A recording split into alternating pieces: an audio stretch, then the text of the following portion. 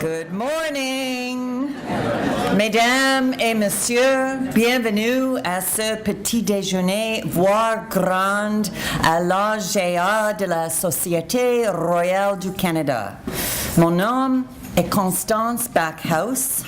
Au nom de l'Académie des sciences sociales et de tous les membres de la Société, j'aimerais vous remercier de votre présence. May we begin by acknowledging that today's events are occurring on the traditional lands of the Haudenosaunee and the Anishinaabe peoples. As president of the Academy of Social Sciences, I am pleased to launch today's discussion. What better way to start a day than with a breakfast and a scholarly presentation and a sunrise? Today's Big Thinking Breakfast features Catherine Middleton, who was elected to the College of New Scholars, Artists, and Scientists in 2014. This morning's breakfast is one of many scholarly events that involve dozens of individuals, many of whom are in this room, over the course of the weekend. Later this morning, at the cafe events during the lunch hour, we will have the opportunity to hear about the research, scholarship, and artistic achievements of new fellows and college members. Avant de vous inviter à déguster votre petit déjeuner, j'aimerais souligner les contributions généreuses de deux partenaires de la SRC qui ont travaillé de près avec nous à l'organisation de cet événement. La Fédération des sciences humaines, représentée ici par la directrice générale Christine Taussig-Ford et le président élu Guy Laforêt, ainsi que l'Université Ryerson, that is Christine Taussig-Ford. C'est grâce à leur appui que nous avons pu tenir cet événement. Il s'agit d'un intérêt mutuel, tout comme la Fédération de l'Université Ryerson appuie le travail de la Société. Nos membres sont enthousiastes de participer au Congrès 2017 à Toronto. Nous espérons aussi y voir plusieurs d'entre vous. Ladies and gentlemen, please join me in welcoming the President-elect of the Federation of the Humanities and Social Sciences, Guy Laforêt.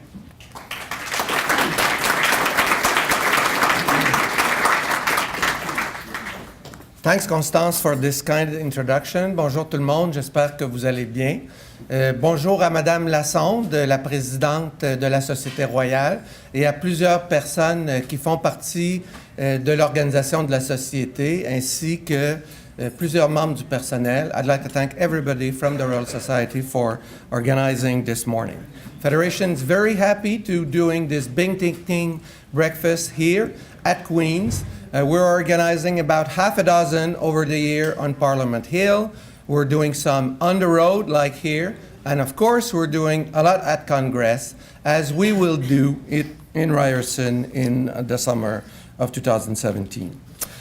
Comme Constance le disait, je suis ici avec Madame Ford, qui est notre directrice intérimaire. Et il y a aussi dans la salle Cindy Blackstock. Cindy, si vous pouvez vous lever. Cindy is a member of our board and was just elected Fellow of the Royal Society yesterday. At the Federation, we value our relationships with the Royal Society, and we hope to continue to do that in the next couple of years. And you have, of course, the regards of our President, Stephen Tuke. Before introducing our speaker for this morning, as a political scientist from Quebec, I want to take 30 seconds at least to acknowledge the work of great minds in the spirit of Queens, such as Ron Watts, Richard Simeon, Peter Leslie, and many others who have worked towards reconciliation, better understanding of all peoples, and particularly of the relationships between Quebec and the rest of Canada from this beautiful place. Donc, merci encore une fois aux gens de Ryerson de nous nourrir intellectuellement vers le congrès de 2017. This morning's Big Thinking lecture examines a facet of our lives that has become ubiquitous for many of us, digital technology. We take for granted that we can access new technologies such as the latest app. Professor Middleton's talk this morning will challenge this assumption and help us examine what's needed for digital literacy and inclusion from all. Elle est professeure à l'école Ted Rogers de gestion à Ryerson. Elle a une chaire de recherche du Canada sur les technologies de la communication dans la société de l'information. Her research focuses on policymaking that enables affordable access to and encourages effective use of mobile devices and fixed broadband networks. Elle a été élue en 2014 membre de notre collège à la Société royale du Canada. Et donc, ça me fait très plaisir de vous présenter Madame Middleton. Let me begin by thanking the Federation for the Humanities and Social Sciences and the Royal Society of Canada for the opportunity to speak to you about digital inclusion. It is a real honor to be here today. Can't hear me? Is this on? Okay. All right. So I want to begin by thanking the Federation and the Royal Society of Canada for the opportunity to speak today about digital inclusion. It is a real honor to be here. The research informing this talk was funded by the Canada Research Chair Program, the Social Sciences and Humanities Research Council, and Ryerson University. I am very grateful for this support. You okay now in terms of hearing back there? Okay. There's an app for that, we're often told.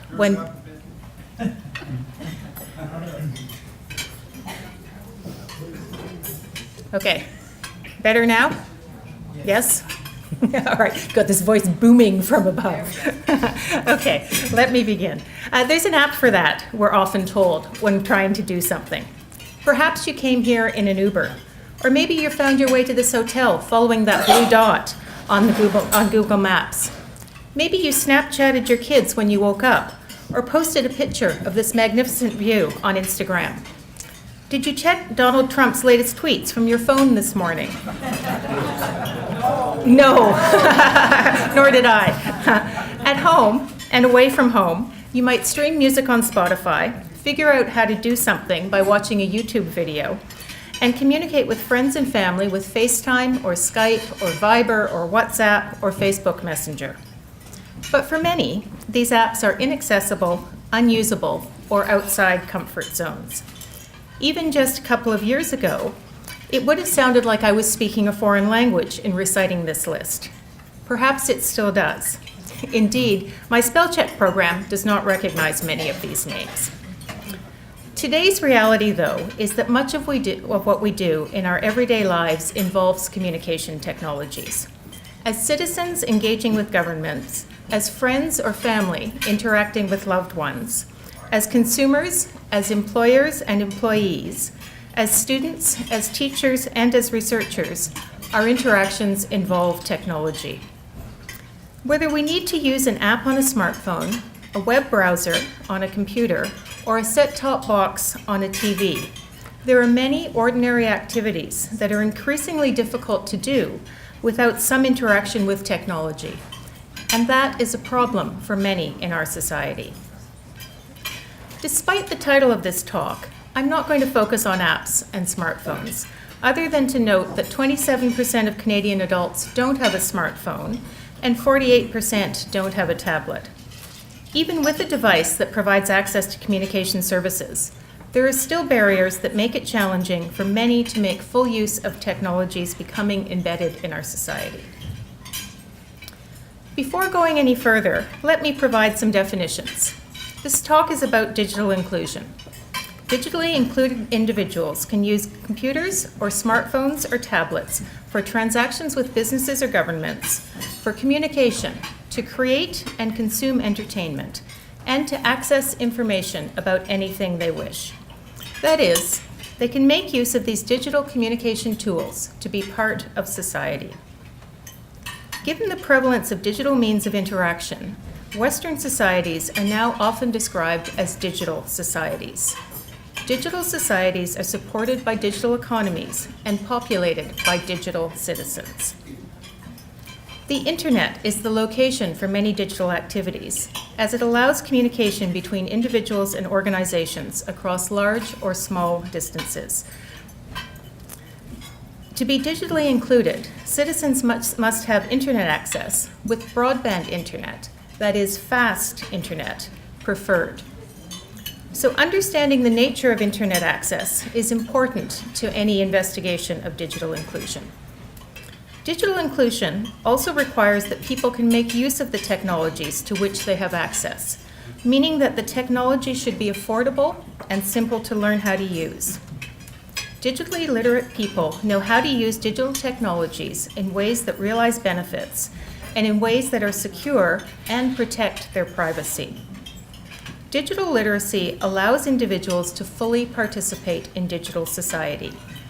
When combined with good Internet access, digital literacy enables digital inclusion.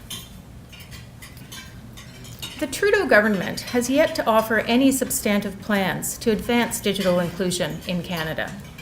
But the current consultation on developing an inclusive innovation agenda, led by Navdeep Bains, Minister of Innovation, Science and Economic Development, and the Cultural Policy Review on Canadian Content in a Digital World, led by Mélanie Joly, the Minister of Heritage, will benefit from a strong understanding of the state of digital inclusion in Canada. And as I will argue at the end of this talk, immediate action to improve the status quo. This is because inclusive innovation and the creation and consumption of content in a digital world both require a digitally literate citizenry with affordable, reliable access to digital tools and communication channels. Digital inclusion then requires Internet access, and access requires availability. In its 2016 Communications Monitoring Report, the CRTC, Canada's telecommunications and broadcasting regulator, stated that broadband is available to more than 99% of Canadian households. But a closer reading of the report reveals that in 2015, 7% of households did not have access to competitively priced broadband of the quality needed to support everyday internet use. This means that more than 900,000 Canadian households could not, even if they wanted to, subscribe to an internet service that does things like supporting multiple users on the web, or allows participation in distance learning or online consultations with health professionals. Service at this level simply was not available to them. Take as an example Michel Gamon, who lives less than 100 kilometers from Montreal. Wanting to provide information about his internet services to a CRTC consultation on Canadians' telecommunications needs, he was offered the option to present to the Commission using Skype. "Oh, the irony," he said, telling the Commission, "In fact, I cannot reliably use Skype because of frequent interruptions and lost connections, all on account of slow internet provided by satellite." As one of more than 80 parties who participated in the public hearing that was part of the Commission's review of basic telecommunications services, Mr. Gamon was not alone in his concerns or in his willingness to share them with the CRTC. Participants' testimonies and follow-up dialogue between them and the CRTC commissioners is recorded in more than 1,600 pages of transcripts. The hearing transcripts supplement the hundreds of written interventions lodged with the Commission in 2015 and 2016. The CRTC also got input from more than 30,000 respondents to a survey asking about the sorts of telecommunications services needed for Canadians to participate in the digital economy. The richness of these data is incredible, with the public record of the consultation offering a phenomenal resource for scholars to explore. A dominant message to the CRTC from Canadians is that despite the extensive wired, mobile, and satellite broadband networks spanning the country, many households simply cannot get a quality service where they live. For these Canadians, access to high-quality broadband services is a barrier to digital inclusion. Allow me to pause here and note that I'm using the words Canadians and citizens as inclusive terms to describe anyone using a communication service in Canada to participate in society, regardless of their nationality. Many Canadians told the CRTC that they have trouble getting the internet access they require to live, work, and to play in a digital world. For those for whom access is available, affordability is also often an issue. Very diverse groups of Canadians provided compelling information to the CRTC about the challenges faced in paying for internet access at existing rates. Among those with affordability concerns were low and moderate income Canadians, members of First Nations, Canadians with disabilities, and those reliant upon mobile or satellite internet, for whom data caps were a particular concern. Among Canadians who do not use the internet, 24% reported as the costs of an internet service or a computer that keep them offline. According to the CRTC, in 2015, only 70% of Canadian households subscribed to internet services with sufficient capacity to engage in the everyday activities that we now conduct online. While the Harper government's 2014 Digital Canada 150 plan claimed that Canada will rank among world leaders in adopting digital technologies, in fact, with upwards of 4 million households either not connected to the internet or connected at slow speeds, it seems there is work to be done just to ensure that all Canadians are able to participate as digital citizens. Availability and affordability of quality broadband services are not the only barriers to digital inclusion. Consistent with many previous studies, Ipsos reported that the most common reason for not having an internet subscription in 2015 was that individuals were not interested in the internet or didn't find it useful. Also consistent with previous research, Ipsos reports that the people least likely to have home internet access and to use the internet are those who are older, have low household incomes, live in rural or remote communities, or have a high school education or less. The Minister of Innovation, Science and Economic Development said in a speech earlier this week that the digital economy is the economy. And in a digital economy, having the skills to access information and services online matters. In Ontario, for example, the new minister responsible for digital government has a mandate to drive digital transformation across government and modernize public service delivery with a digital by default approach. Digital government, digital transformation, digital by default. This language and the changes that it will bring may be intimidating for those not comfortable in this new world. Digital by default means that the government's preferred way of providing services is over the internet, through mobile apps or a web interface. Although in-person or telephone-based services may still be available, digital delivery is touted as offering more convenience and a better overall experience.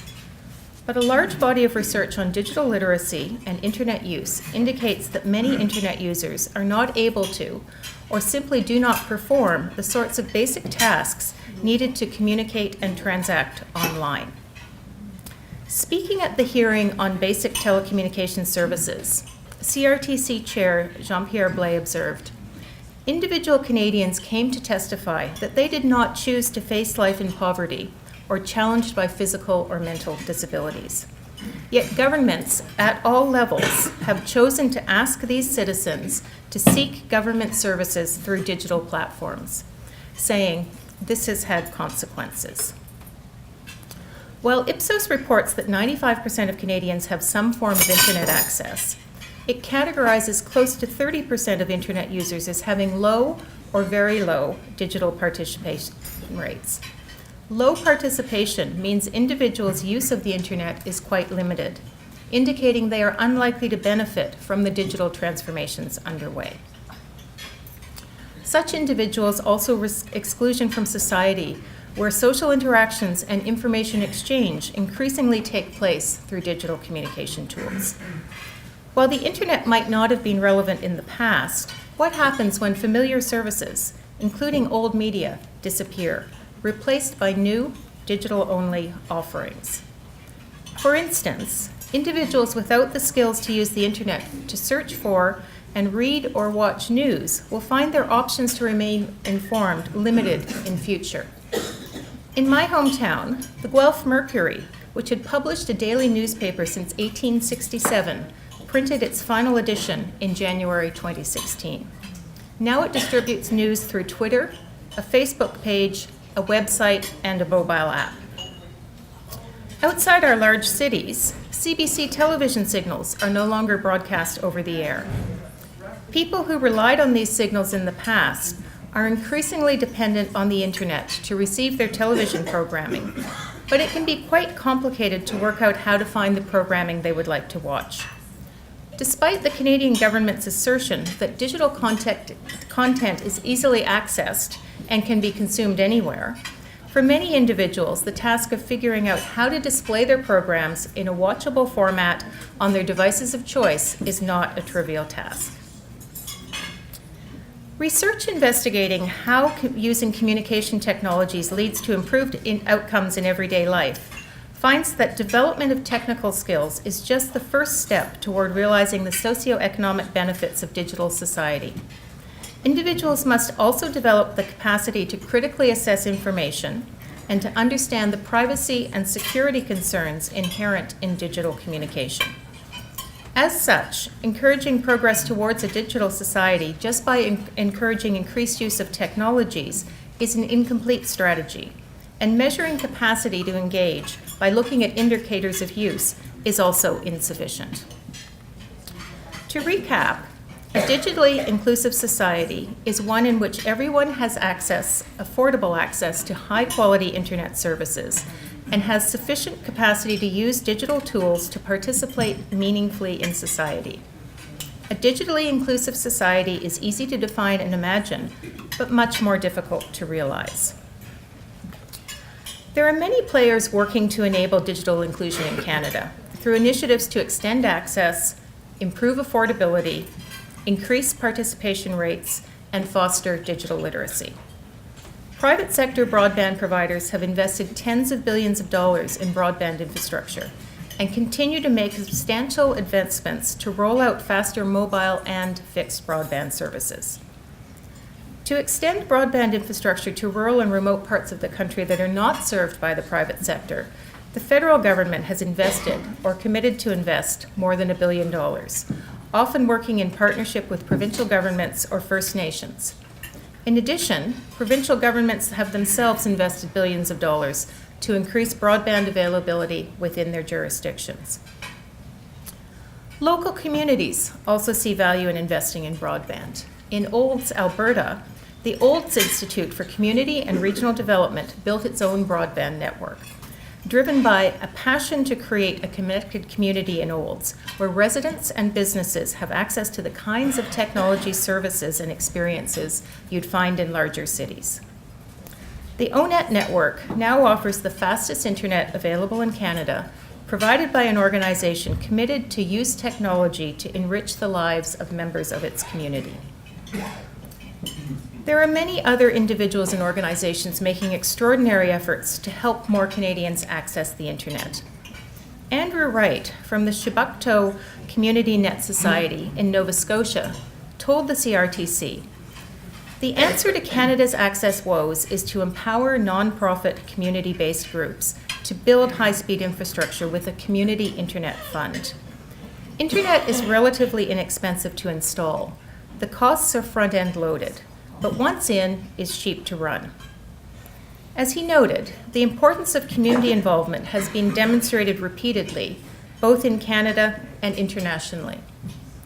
But what I find remarkable about Mr. Wright's intervention is the statement that followed his call for more empowerment of community-based groups. Noting that his organization had installed affordable, high-quality internet service for residents of low-income, provincially funded apartment buildings, he commented that the first phase of the project was funded by board members of the organization. He then said, "I used to have a car. Now 309 residents in two 10-story buildings have low-cost public-run access. It was a good trade."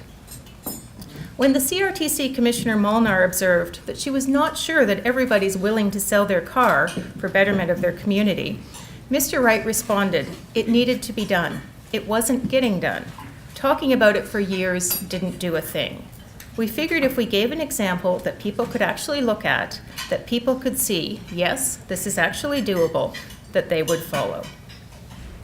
Nevertheless, despite all this investment from the private sector, across all levels of government, from community organizations, and with significant contributions from volunteers, millions of Canadian households still do not subscribe to home broadband services of a quality that the CRTC determined should be available to all by 2015. As the telecommunications regulator, it's the CRTC's role to ensure that all Canadians have access to a world-class communication system and that they are able to participate in the digital economy. Over the past few years, the CRTC has taken action to improve the availability of very fast broadband services and to improve access to mobile internet services across the country. But the companies the CRTC regulates are often resistant to the changes it imposes and find ways to delay their implementation. Despite an ambitious agenda and a strong and demonstrated commitment to acting in the public interest, the CRTC cannot single-handedly enable all Canadians to participate in the digital economy. Commission Chair J.P. Blais made this point very forcefully in what he himself indicated was an unusual intervention midway through the April 2016 hearing on basic telecommunications services.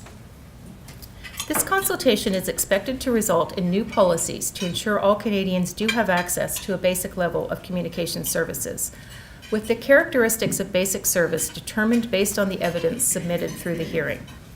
The point that Chairman Blais made with his intervention is that the world is changing quickly, and Canada needs a plan. He called on the government to work with the CRTC and industry to develop a coherent national broadband strategy using an open and transparent process and based on evidence from all Canadians. Let me quote several sentences from Blais' remarks. He said, "Every day that goes by without a more robust Canadian broadband strategy means Canadians who are socially and economically vulnerable continue to be profoundly disadvantaged. Every week that goes by without a more robust Canadian broadband strategy means many regions in this country are unable to attract or keep residents and businesses to ensure local progress as well as economic prosperity and growth. Every month that goes by without a more robust Canadian broadband strategy means Canada is competitively disadvantaged as other countries move ahead and advance on their digital productivity, innovation, and competitiveness." Strong words. In my own intervention to this consultation, copied to the Federal Ministers of Innovation and Infrastructure, I argued that Canada actually needs more than just a broadband strategy. I called for development of a comprehensive digital strategy, offering a vision of how digital technologies can be used to improve delivery of services across all levels of the economy, realizing economic efficiencies, enabling innovation, and improving quality of life in Canadian communities. Months have passed. The government still appears to be in consultation mode, with no evidence of any real plan. There appears to be no focus to its digital infrastructure initiatives. In addition to the $500 million earmarked for rural broadband in the March budget, further infrastructure funds for internet connectivity were promised to rural and northern communities in the fall economic statement. A Smart Cities Challenge was proposed, with mention of advanced digital connectivity for homes and businesses. Plans to follow. And then there's also the new Canada Infrastructure Bank, which will invest in revenue-generating infrastructure projects and plans that contribute to the long-term sustainability of infrastructure across the country. Just this week, Navdeep Bains, Minister of Innovation, Science and Economic Development, promoted his innovation agenda to Canada's telecom industry and policymakers at a conference in Ottawa, offering the following remarks. Our government is prepared to think big, aim high, and act boldly. We imagine networks 10 times faster than the current standard. We want to close the digital divide and give all Canadians access to broadband. We want all Canadians to benefit from a competitive marketplace with affordable and innovative services. These are fine words, but they must be supported with tangible actions. Imagining networks 10 times faster than the current standard is not enough. Similar networks are already in place in many countries around the world, as a result of policy initiatives first envisioned a decade or more ago. If Minister Baines truly intends to close the digital divide and give all Canadians access to broadband, a plan and action are needed now. If Heritage Minister Joly wishes to make Canadian content available in a digital world, more affordable broadband access is required, along with initiatives to increase Canadians' capacity to discover and consume content in digital form.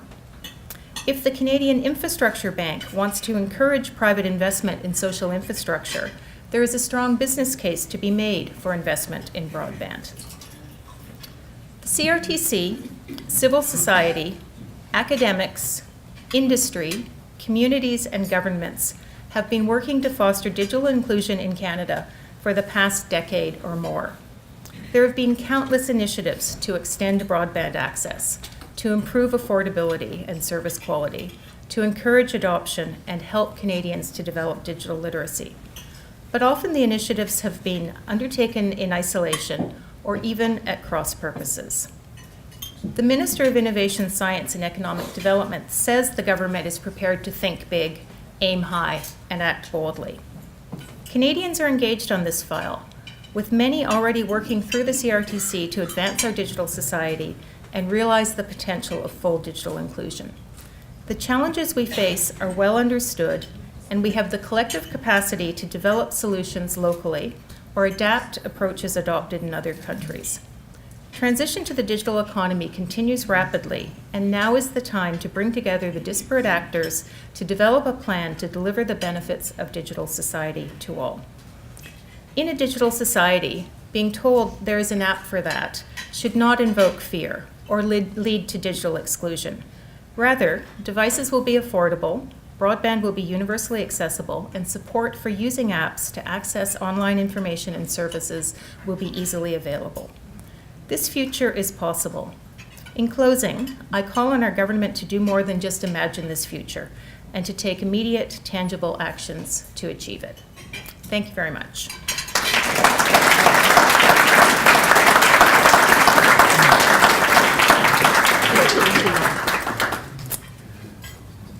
Well, thank you very much, Catherine, and thank you for that very thought-provoking commentary about the need for digital inclusion and digital literacy, something that is brought home to us every day, especially when we watch the events that are going on south of the border, the need as well for digital literacy that looks at content critically and is able to understand it.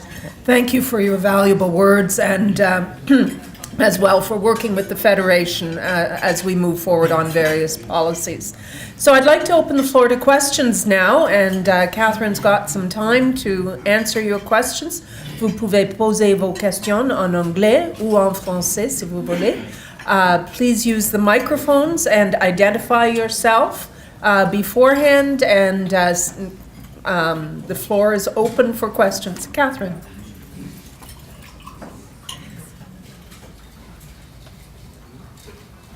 Hello, Catherine, thank you for your presentation on digital literacy and democracy and citizenship.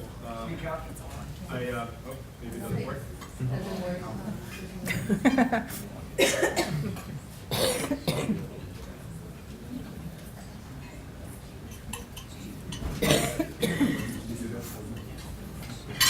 So much for technology. Yeah, exactly. Okay, thank you. Right, I was thanking Catherine, and I heard the former Prime Minister of Sweden a few years ago at the conference, who has been also the CEO of Nokia when it was a big company. And he said part of his speech that from the 8 billion people on Earth, there are about, I'd say like 6 billion people who have some kind of device which has access to internet. And research shows that 80% of the use of that device is for fun. It's playing and communicating with a tribe.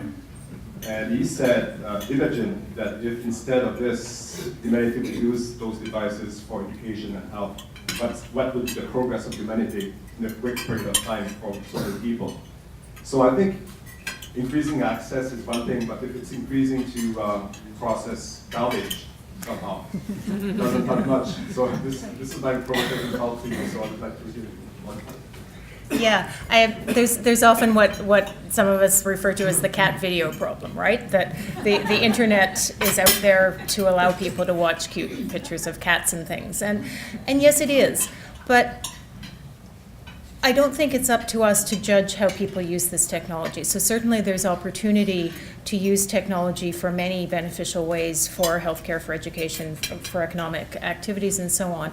But increasingly, this is the way that we engage. And sometimes people come to the internet through things like videos of cats or real estate or learning how to use recipes and so on, but that becomes an entry into the technology and enables people to become comfortable with the technology. And what I find increasingly in my research, I just did some field work speaking with people in rural areas who didn't have good internet access.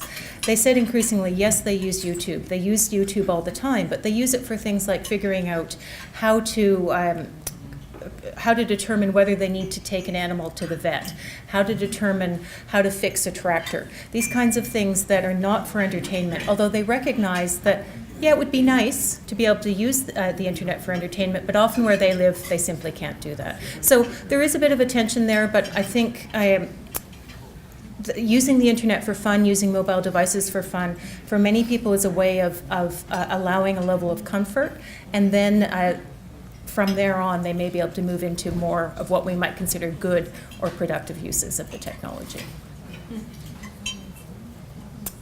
Autre question? Other questions? Hello, Catherine. My name is David Barber. I'm a professor at the University of Manitoba. I work in the Arctic. The Arctic has a real problem with access to high-speed internet. I've been following Elon Musk and some of his competitors about the less expensive access to space and the development of a global internet capability using satellites. So I'd like to know your comments on the feasibility of that and how that may change things.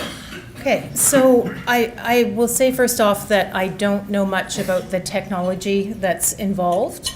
From what I can see, it does look promising. And I think any kind of initiative from the private sector or from anyone that can roll out, that can make internet access more accessible. Make internet access more accessible. How's that for a statement? Make the internet more available to people is going to be a positive one.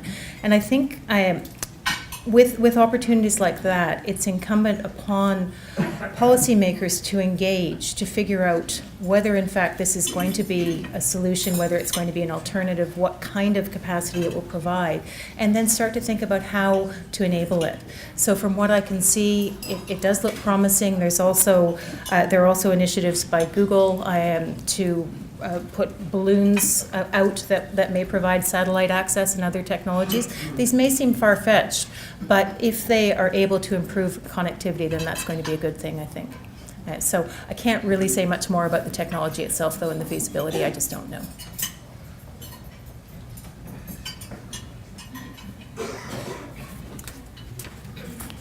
Other comments or questions? Maybe I can pose a question for Catherine. I'm interested in the implications for our universities, particularly as universities reach out to more Indigenous students, as universities look for more students in rural areas. I think there's also an assumption that young people automatically know how to use technology, and that may not necessarily be the case. So I would appreciate your observations on the implications for universities of your work. Thanks.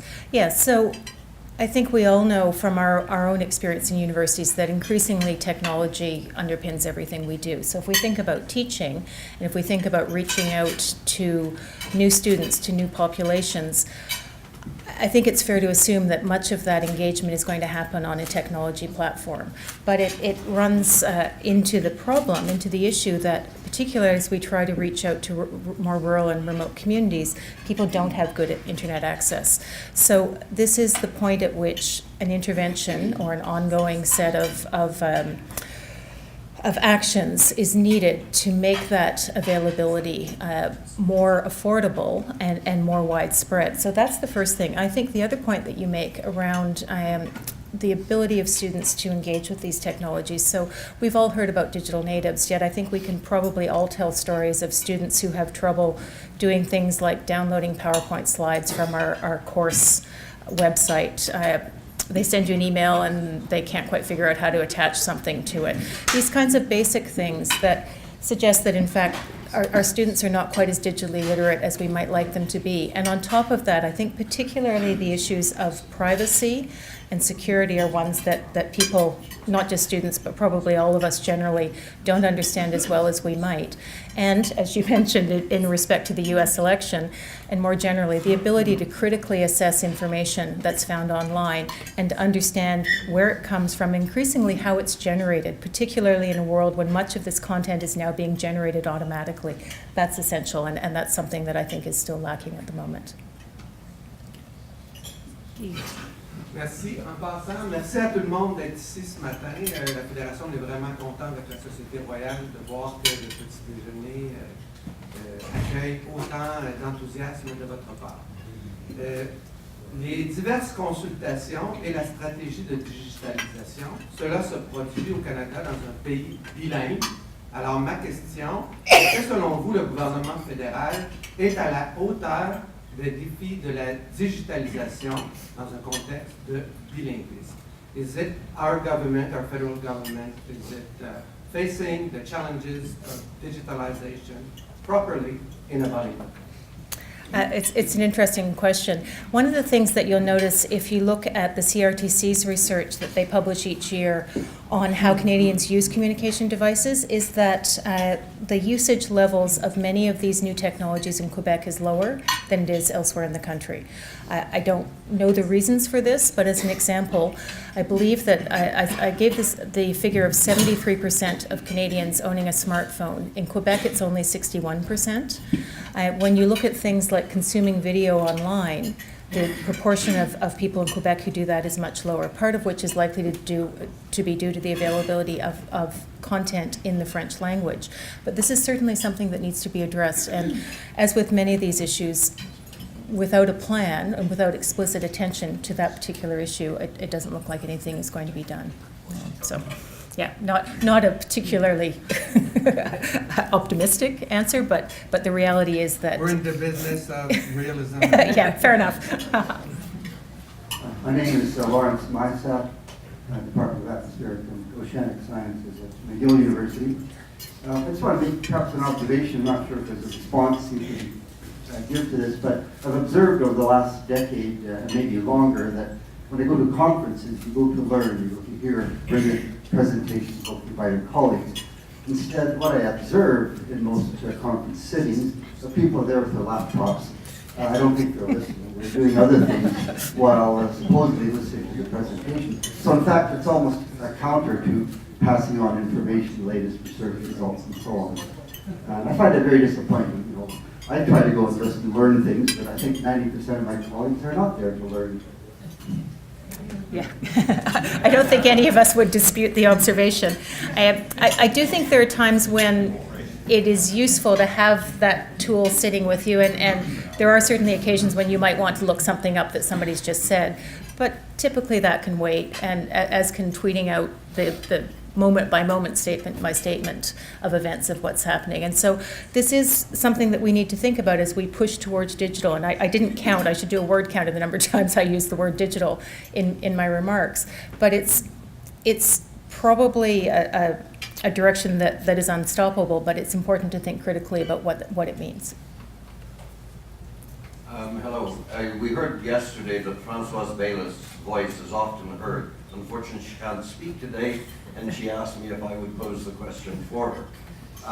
We've heard that you mention often federal government, federal government, federal government. Why not provincial government? Why not cities? Yeah, it's certainly a valid question. I think it's it's something that requires action from all levels of government. I believe that in Canada we do need coordination at the federal level, but what we're seeing internationally, and some of this in fact in Canada as well, is that in areas where it's difficult to develop broadband infrastructure, the solutions are often being developed locally, quite locally. So there's a good example that I use often of a group of farmers in the UK who more or less taught themselves, with the assistance of somebody who was a former IT manager in a university, more or less taught themselves how to string fiber networks, build a broadband network of their own. Maybe not realistic for all of us, but it's those kinds of activities that are probably going to develop the infrastructure at the end, but they need the support of an overall vision as to why this is important and perhaps some funding along the way to assist.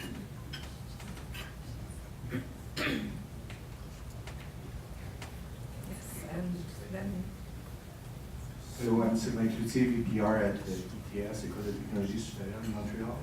My question is related to another topic that you touched a little bit on, is the notion of security. One growing concern that we see with students starting companies, for example, is they keep their technologies offline because they're so afraid that they will be spoofed by a foreign entity that comes in and basically steals the technology. So as a university, we have between 40 and 80,000 foreign attacks a day.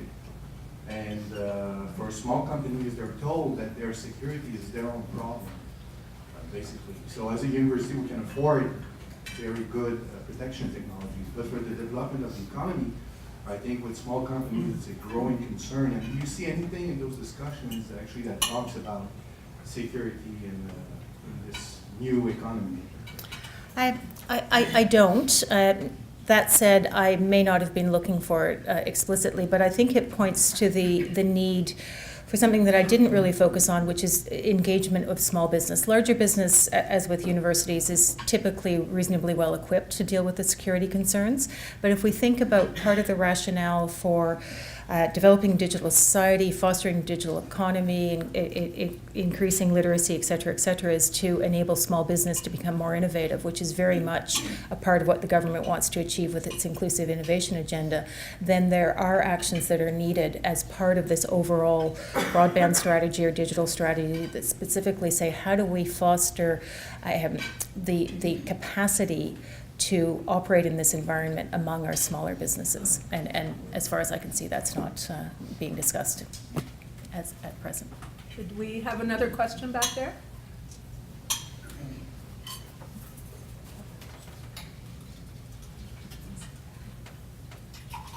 Yes, this is just the opening of a 21st century discussion, isn't it? Yeah. As we move forward, if we think back to Marshall McLuhan, media is a message. We really haven't absorbed yet as a society, as people, the power that in a sense been handed out to individual citizens and communities and groups. We haven't really understood that yet, really in a hard way. We're all having fun using this stuff. It's being used for good and for evil, as we just saw. Politicians that have learned to use this in a very powerful way to target their clientele, so to speak, their consumers. And so I think we have to go back to the basics and try to understand what is the role of communication. What is this all about? Human beings have communicated ever since the beginning. It's all about communication. And there are thousands of ways of doing that. And this is really the newest way. What we see at the end of the 21st century, we still don't know yet. But it has empowered, really, from a democratic point of view, it has empowered citizens in ways which we do not understand. And the impact of that, intended and unintended, is not yet fully appreciated. We see some of it. In fact, some of it allowed Trump to reach where he reached, because he was able, through this mechanism of the internet, was able to reach people who were not plugged in, or had, in a sense, refused to be plugged in a sense. They had opted out of the democratic system. He brought them in. And so This is an enormously powerful tool, much beyond what even Marshall McLuhan could have conceived back in the 1960s. So this I see as the beginning of a very long debate. C'était Michael Behill de l'Université d'Ottawa. Donnez votre nom au début. Bonjour à tous et toutes. I'm Chad Gatfield.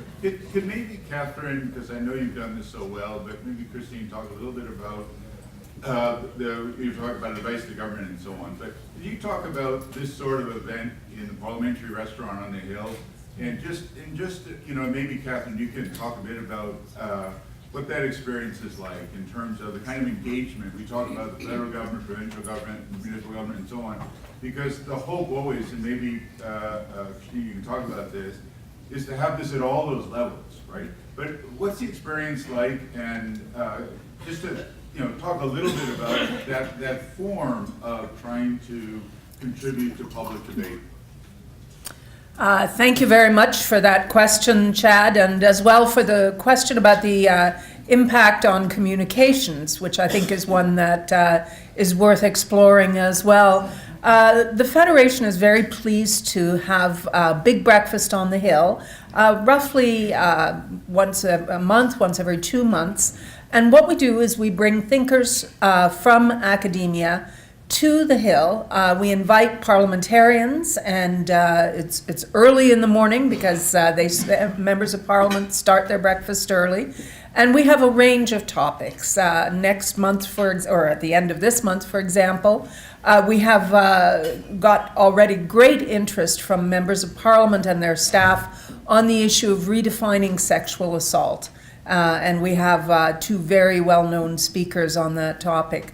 And it's really an effort to bring the kind of thinking that's evident in this room, members of the Royal Society, to the attention of policymakers, and to give them something a little deeper to think about often on issues that are current, to give them some ideas, to spark their interest, and also to encourage them to follow up with you, the scholars who are the subject matter experts on many of these things.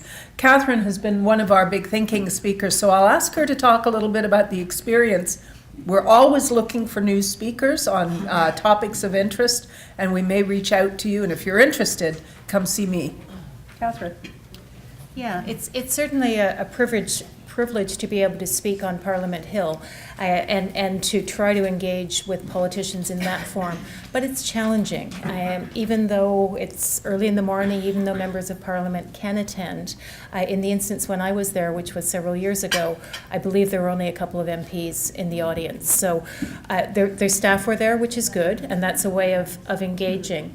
But I think that we have to look for many options. There are many places where academics can intervene in the policy process. In my field, many of my colleagues are now choosing to go directly to the CRTC, where there's a public process where your testimony is on the record, it's on CPAC, it can be used by others in other classes, other people can access it, et cetera, et cetera. So that's a positive step as well. But I think another challenge for academics, particularly those who are early in their career, is that doing these sorts of things doesn't add to your H-index. It doesn't really show up in any kind of peer-reviewed journal, and you get there eventually. But much of this outward engagement with policymaking is hard to quantify, and therefore it's hard to assess. So it makes it hard to understand when somebody's looking at your file for tenure or for promotion to figure out, well, what does that really mean? How are we really creating impact? So to the extent that people in the room can have any influence in encouraging people to continue to do this work and in recognizing its value, that's a really important contribution that can be made. And I would just add to that as well, there may be fewer members of Parliament, although it's not a bad time for them to come out, and we have very influential ones. But getting to the staff is very, very important, and there's often a lot of staffers in the room. And they're the ones who brief the ministers, they're the ones who bring up the policy ideas, and so getting to them is actually very, very important. We also supplement the breakfasts after breakfast, we typically take our big thinking speakers in to visit staff or ministers, members of the Privy Council, for example, staffers in the Prime Minister's office. Very, very important in Ottawa to have that kind of visibility and to make those kinds of links and to remind people at all times, the policymakers that matter, at all times, that there is a terrific resource in Canadian academia of expertise and that we are available to them for this. So very important. I think we have two more questions over here, and then Maryse. Thank you. I wanted to just address one of the amazing innovative uses of technology that we haven't actually addressed, and that's translation. Because we're talking about the importance of communication, that we have to communicate across multiple languages. So here in Canada, not only do we have 2 official languages, but we have multiple languages. And certainly in the work that I've been doing, I have found translation to be absolutely revolutionary in terms of reaching across borders, not only within Canada, but the world in general. And this has important implications for literacy, for example, which has been very fundamental to my work. So I think that we need to harness the power of technology in ways that are really qualitatively different to any other use in the past. Yeah, I agree completely. And just to add to that, I think it's that question of finding the value in things that we can do now that we couldn't do before. And that speaks to the earlier comment about what's different. There are many things that are the same with these technologies, but many things that are different. And that's where the real excitement is, but also perhaps where the danger is. And so that's, I think, where there's a real role for academics to continue to be engaged in critically assessing what we're doing with these technologies. Hi, thank you very much for a really interesting beginning discussion about this. I'm just wondering what your thoughts are. In my world of family and criminal law, lawyers and the judiciary are, this has been wonderful, the digital age, and because no longer do we deal with allegations, we actually deal with real facts. They've got the evidence there.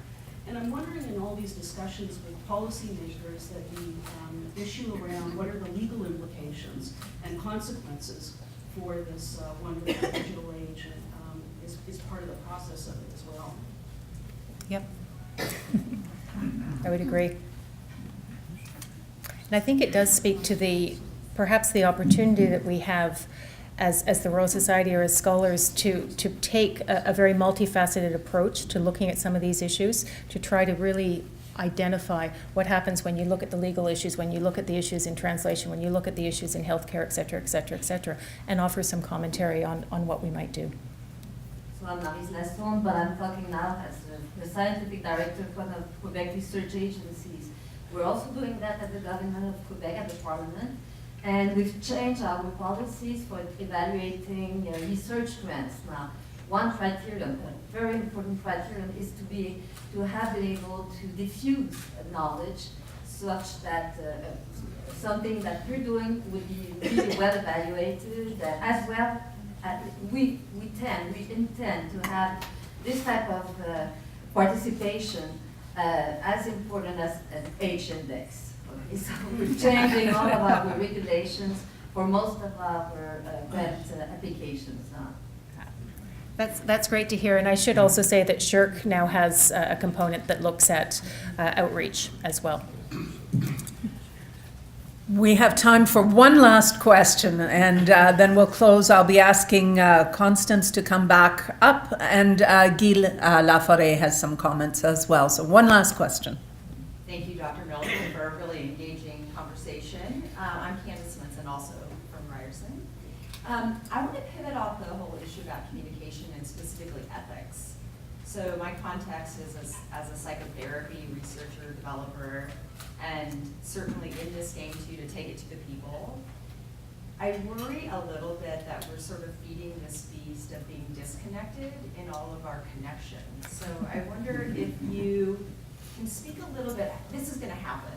So, but how can we ethically create connection in spite of a world that may be actually feeding disconnection? Yeah, as you say, it's going to happen, and I think our role as scholars, as academics, is to continue to ask questions about how it does happen and think about ways that when we see things that are perhaps not ethical or perhaps not going in directions that are in the public interest, to speak out, but I think to constantly be vigilant in assessing these.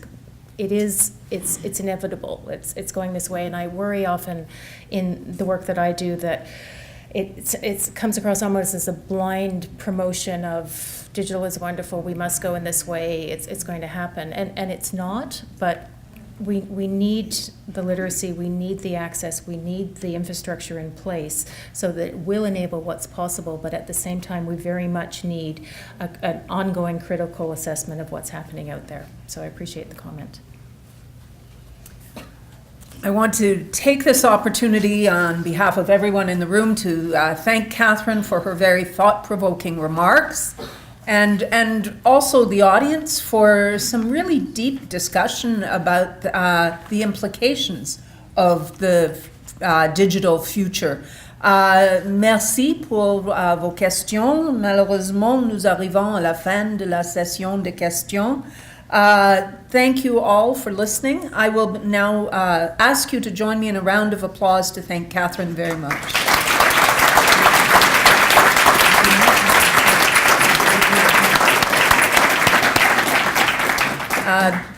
Guy, I will ask you to come first, and then Constance to finish the session. Thank you. Merci Christine, merci beaucoup Catherine. Et tout d'abord, je voudrais remercier le personnel de la Société royale et de la Fédération pour avoir organisé le petit déjeuner de ce matin. Merci aussi à vous toutes et tous d'y avoir participé. For the sake of efficiency, in front of our President of the Royal Society, we have some business meetings coming of the various academies, and many of the current and future presidents are in the room. Alors, l'Académie des lettres et sciences humaines et des arts se réunit à 9h15 à l'Hôtel Four Points, Limestone A. Academy of Social Sciences meets at 9:15 at Four Points, Limestone B. Et à 9h15 aussi, l'Académie des sciences appliquées, du génie, des mathématiques, des sciences de la vie, des sciences de la terre, the Natural Sciences Academy meets at Four Points, Limestone C.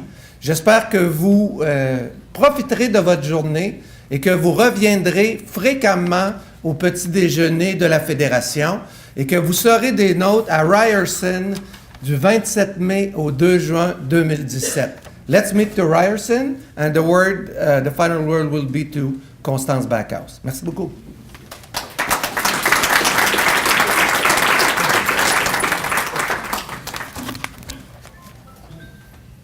Ceci conclut notre petit déjeuner voire grande.